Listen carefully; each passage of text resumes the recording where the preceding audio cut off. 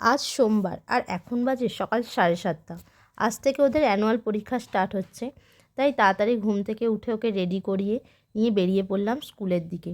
আজকে সকাল থেকে ঠান্ডাটা একটু বেশ ভালোই পড়েছে, খুবই শীত করছিল তাই। যাই হোক, ওকে রেডি করে ভেতরে ঢুকিয়ে আমরা বেরিয়ে এলাম। আজ তো সোমবার, যথারীতি আমাদের রুটিন হচ্ছে মন্দিরে যাওয়া।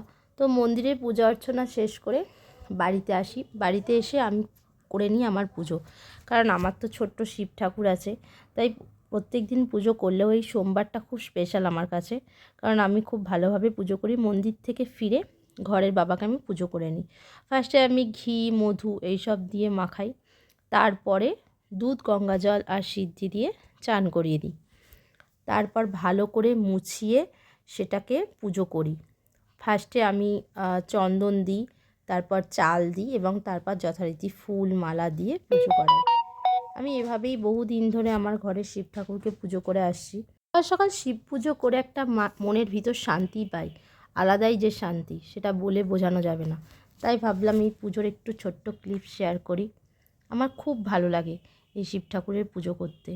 যাই হোক, পুজো তো শেষ হয়ে গেল, আর এটা হচ্ছে আমার গোটা ওভারঅল ঠাকুর ঘরটা। একবার দেখিয়ে দিলাম যে সোমবারটা এভাবেই শুরু হয়েছিল। সকালটা খুব সুন্দর কাটলো। যাই হোক, আজকের মতো এই পর্যন্তই।